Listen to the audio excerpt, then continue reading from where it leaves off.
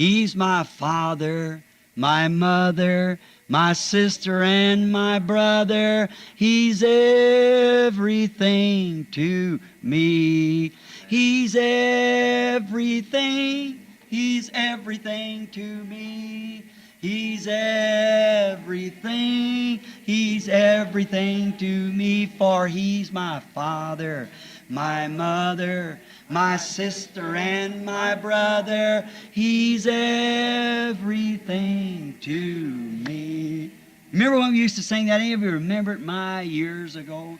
And then we used to say, I know it was the blood. I know it was the blood.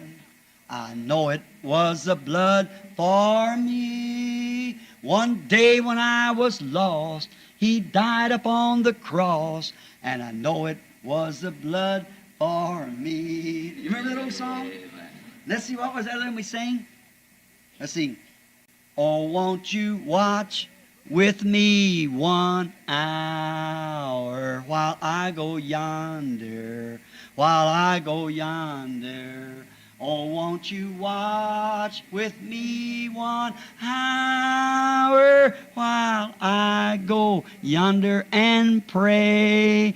I'm overcoming, I'm overcoming, I'm overcoming, I'm overcoming, for I love Jesus. He's my Savior, and He smiles and He loves me too.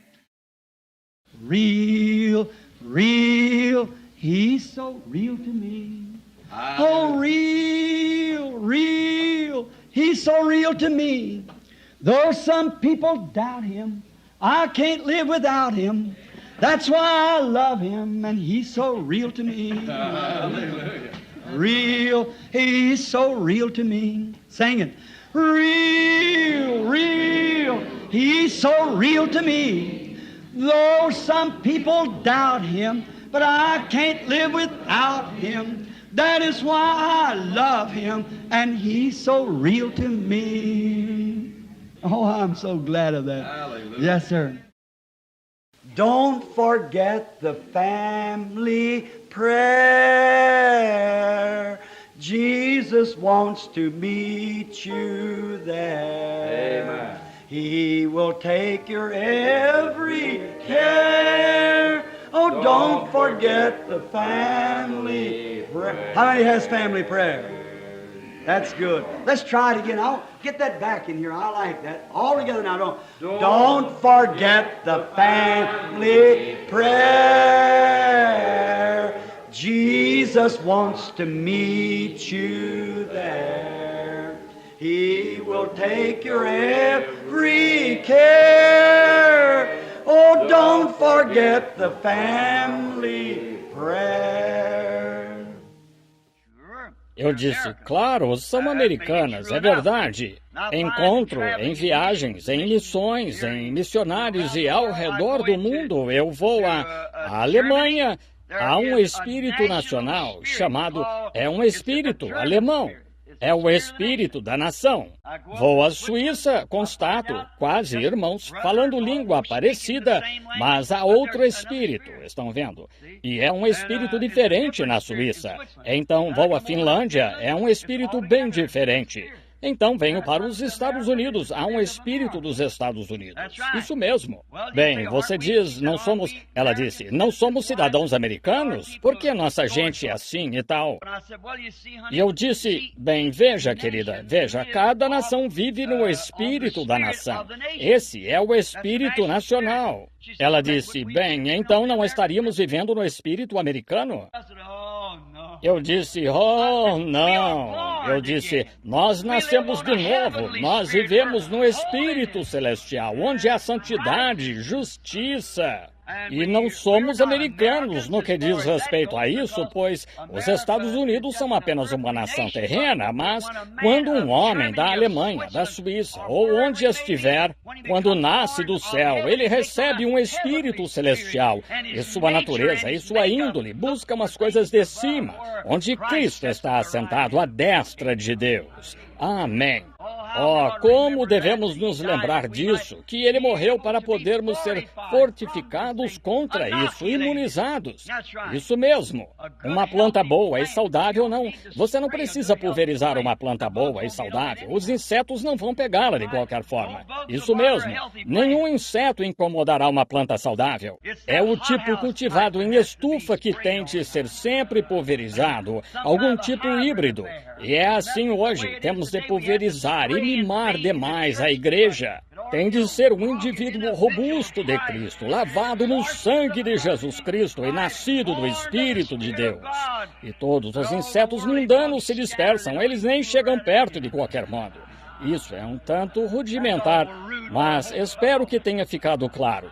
É uma expressão meio rudimentar, mas vocês sabem do que estou falando. Oh, como Daniel, e havendo proposto isso no coração, ele pode muito bem se lembrar da recompensa. E algum dia também nos lembraremos da recompensa. Assim, quando se lembrou disso, na hora da angústia, Deus enviou um anjo à cova dos leões e fechou a boca dos leões para que não o incomodassem. Que lembrança para se ter!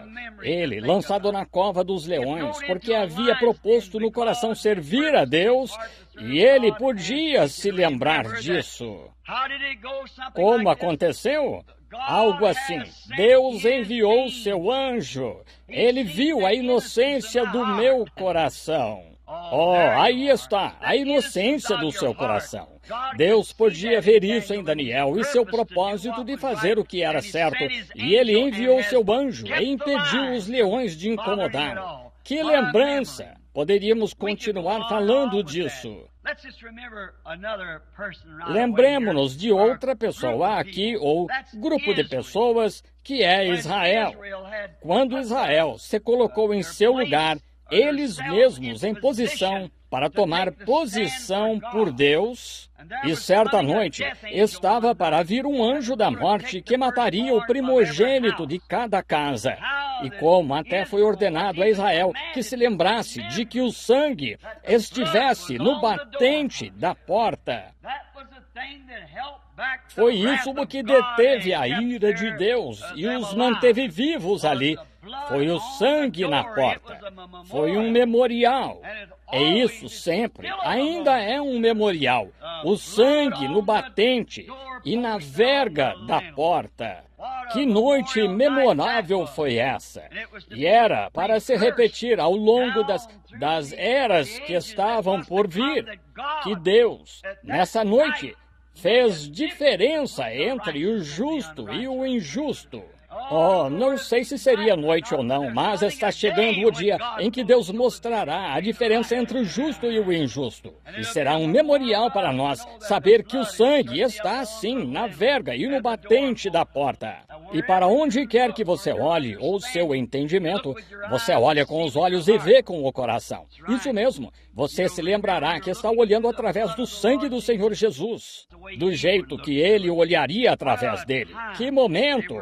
Eles foram... Israel tinha outra coisa de que eles sempre podiam se lembrar, que quando deram o passo, com base no que ouviram Moisés dizer, aquele grande profeta vindicado com a palavra de Deus, e quando se posicionaram para marchar, pois eles viram Deus vindicar que a mensagem que ele trazia era a verdade e estava de acordo com as Escrituras e Deus estava com ele. E ele se encontrou com aquele que não tinha nome, chamado o Eu Sou. Ele realmente tinha se encontrado com ele, pois o tinham visto operando em Moisés.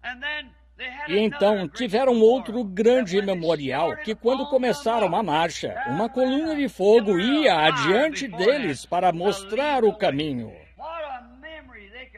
Que lembrança podiam ter? Um memorial de que não precisavam de bússola. Amém! O que eu disse? Eles não precisavam de bússola. Eles tinham a luz de Deus para guiá-los. Que memorial foi para os magos, como eles não precisaram de bússola e uma estrela os guiou. Que memorial é para nós hoje ter um Espírito Santo para nos guiar, não algum credo, ou alguma moda, ou algo para nos guiar, ou algo feito pelo homem. Mas o Espírito Santo vem como o vínculo da palavra e confirma sua palavra e prova que é a verdade. Que memorial para o nosso coração, saber que o Deus vivo ainda vive. Oh, lembrando-se dele, do que ele fez, guiou-os até a terra prometida desse modo. Elias teve um grande motivo para se lembrar de Deus quando cumpriu seu dever, exatamente o que Deus lhe disse para fazer, de dar ordem à chuva, nem o orvalho cair até que ele mandasse. Subiu e sentou-se lá junto ao ribeiro de Querite. Ele ficou lá todo esse tempo. Como ele conseguiria se lembrar disso? Como ele conseguiria alimento ao longo desses anos? Mas Deus o serviu com os corvos. Um Deus do céu, sem dúvida. Onde os corvos conseguiam alimento? Não sabemos, não podemos dizer. A única coisa que ele sabia era que ele havia se entregado à palavra de Deus, ao que ele lhe prometeu.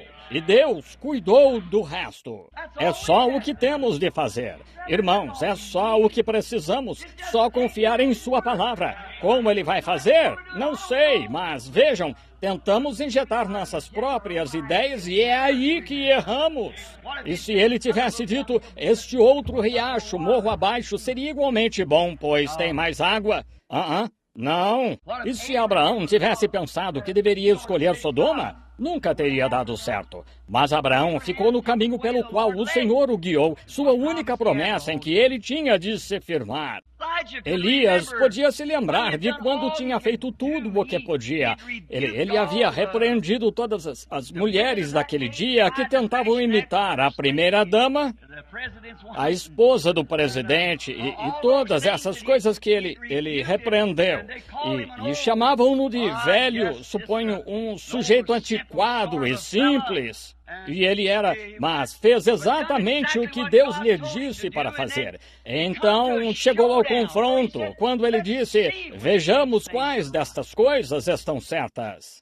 Agora chamem os profetas de Baalim aqui para cima e chamem os profetas dele e deixem-me invocar o Senhor. Oh, que confronto! Quando ele sabia que sua palavra havia prometido.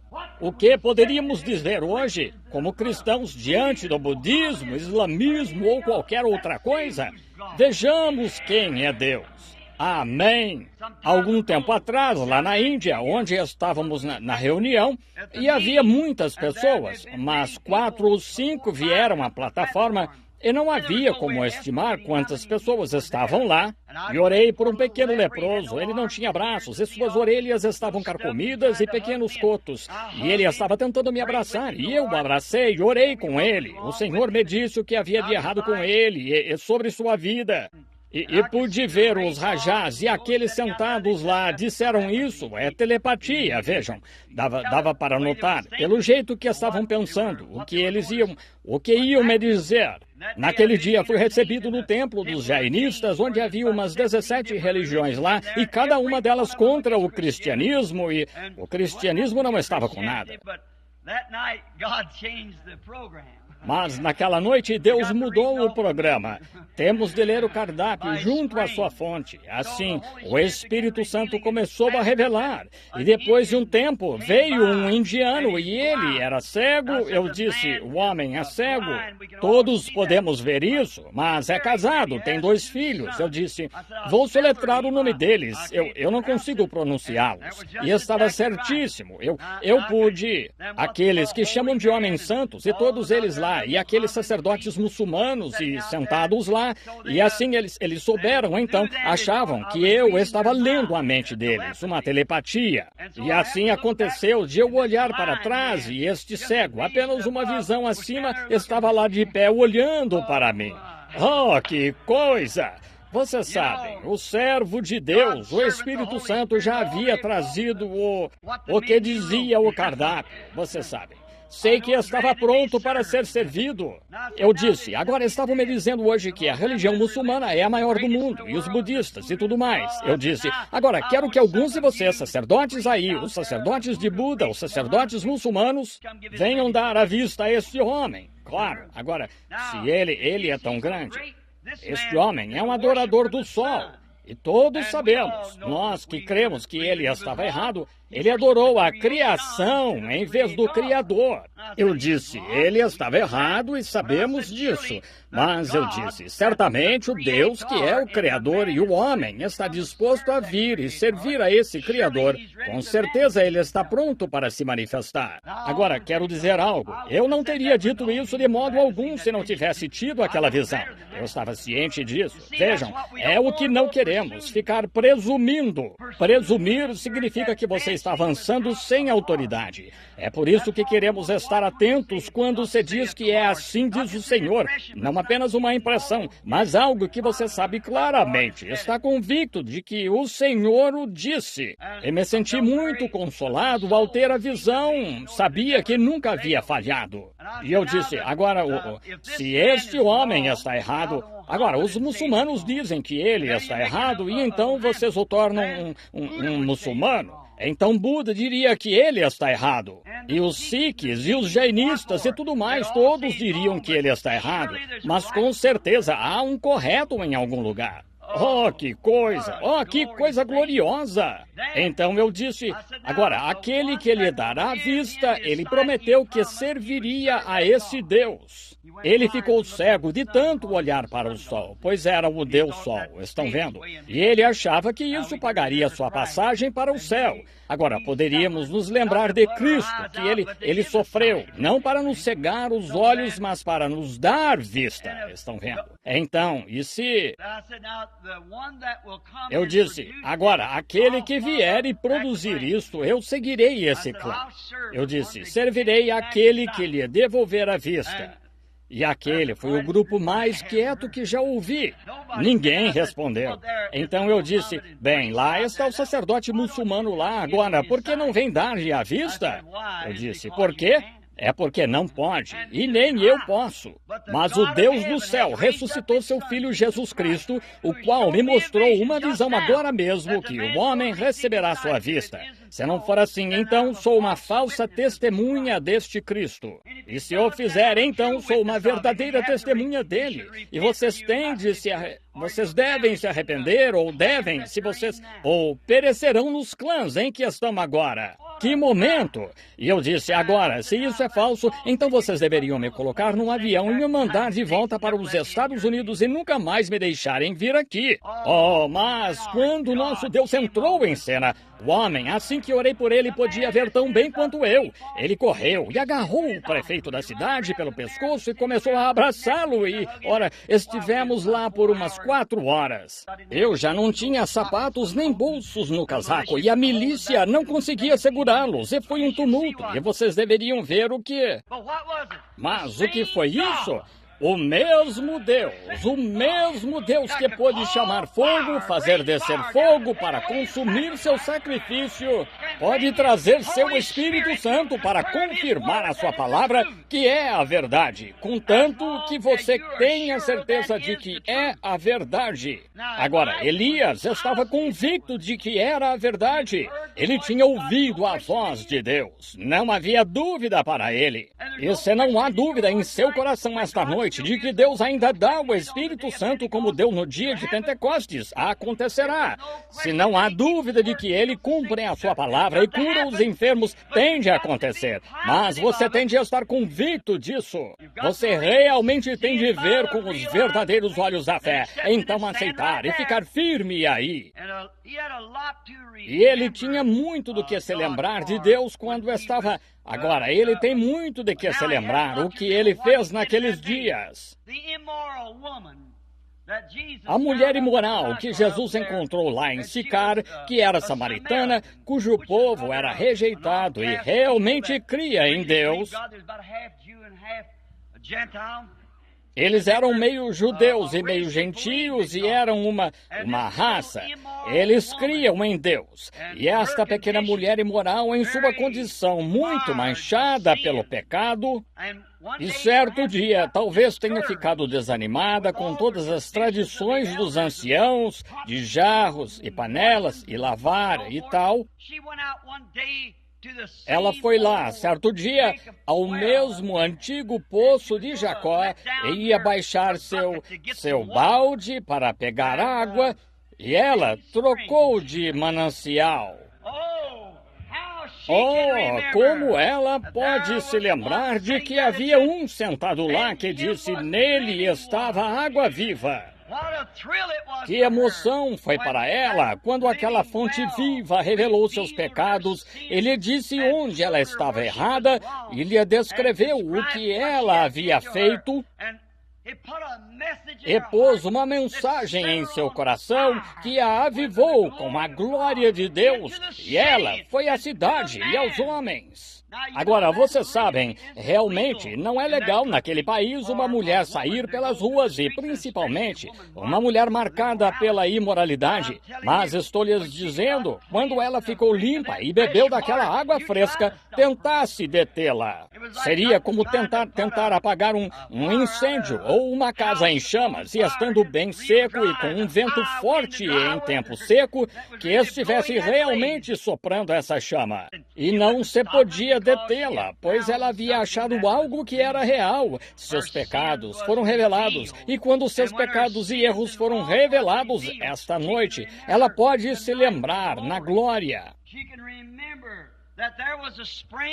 Ela pode se lembrar de que houve uma nascente para ela. Houve um lugar onde todos os credos e as igrejas a tinham rejeitado. Todavia, ela achou um oásis. Ela achou um lugar onde havia alguém que se importava. Que regozijo! E como podemos nos regozijar com ela, nós que estávamos presos em credos que nos afastavam de Deus, e achamos uma fonte cheia do sangue tirado das veias de Emanuel. Lá perdemos toda a nossa formalidade e bebemos da fonte e nos refrescamos. E nos lembramos daquele que pagou o preço para podermos ter seu Espírito sobre nós, Jesus Cristo, o Filho de Deus. Que lembrança é se lembrar disso?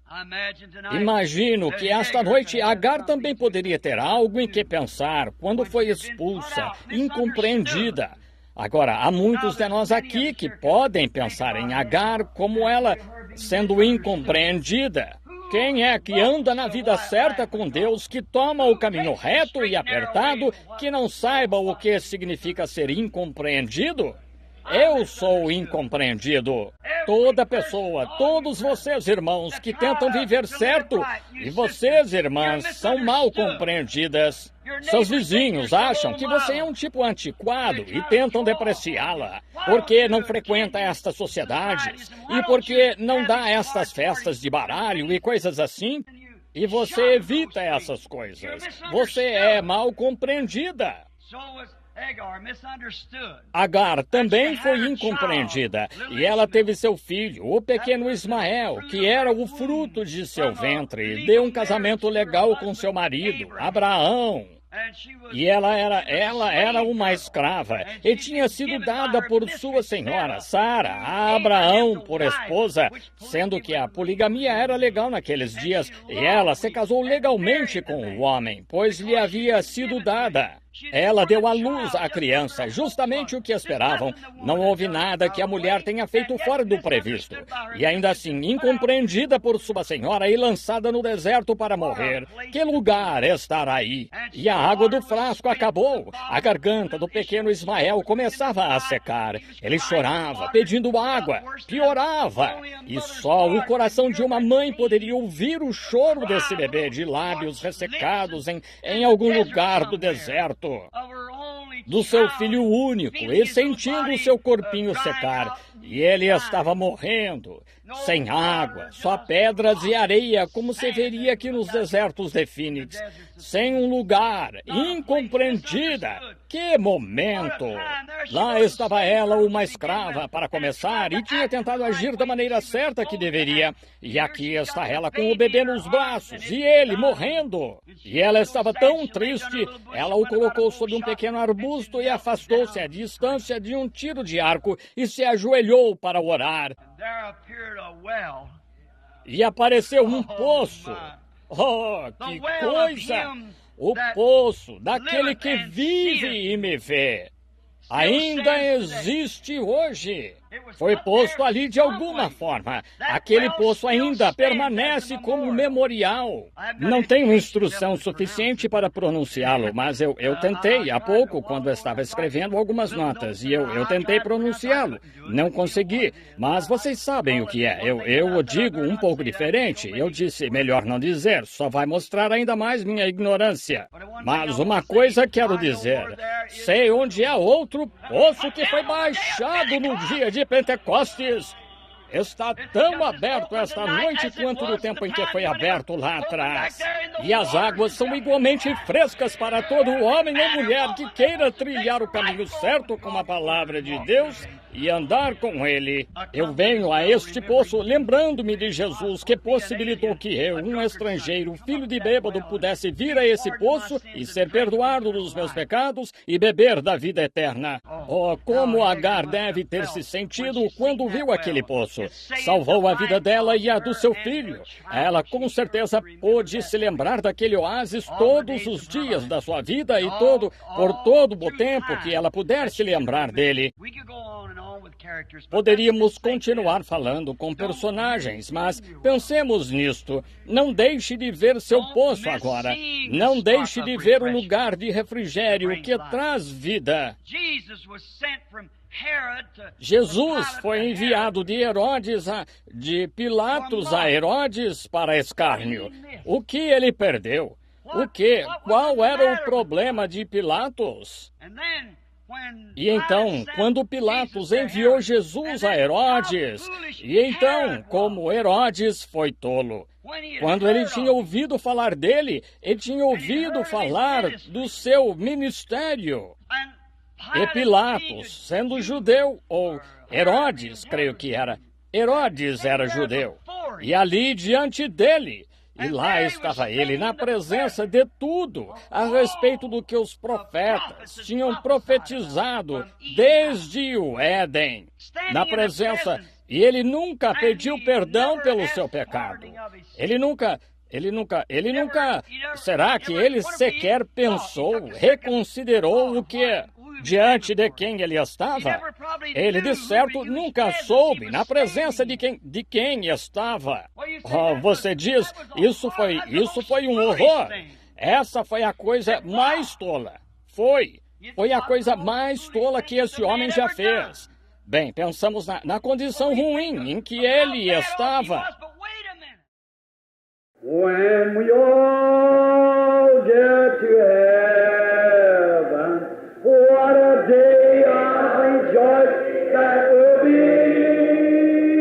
When we all see Jesus, we'll sing and shout the victory. When we all